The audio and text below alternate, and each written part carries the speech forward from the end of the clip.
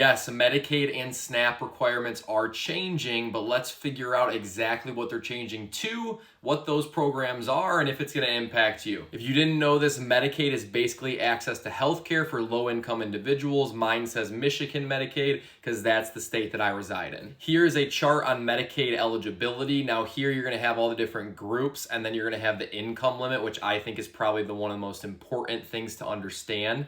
So Medicaid is determined off the federal poverty level, and these percentages are how much money you can make of that federal poverty level to qualify for Medicaid. Here is a 2025 income estimate for a one-person household with these different groups, and you can look at that to kind of determine where you would fall. If you didn't know what SNAP is, it's the Supplemental Nutrition Assistance Program, again, for low-income people that can't afford the food side of things, and so that is what that program is for. Similar to Medicaid, SNAP has its own requirements based on gross income, net income, and asset level. It's also based off the federal poverty level, and you can look at that to get a better idea of what would require someone to be in the SNAP program. Now that we understand Medicaid and SNAP, the eligibility requirements to be in those programs, I want to go over the changes with the new tax bill that those programs require. First one there, able-bodied childless adults have to work 80 hours per week doing school, community service, or actually working, so basically 2 weeks out of the month. If you have children under 14, some medical conditions, there's some exemptions to that. Second one, every 6 months, states need to verify that you are working that much. They also need to check Social Security numbers.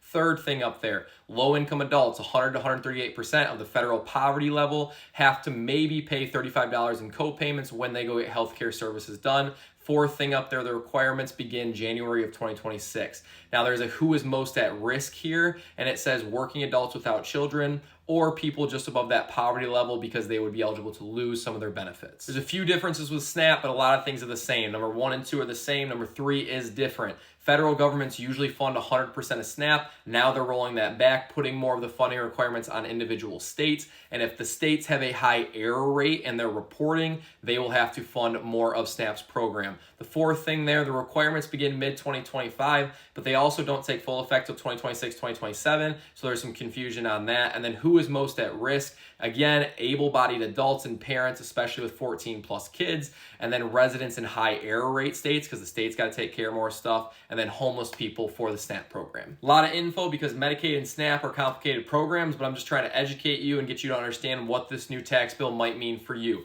Hopefully that's helpful. You want to see other videos like this, let me know. Other than that, Chris Lee, Everyday Finance, I will see you in the next one.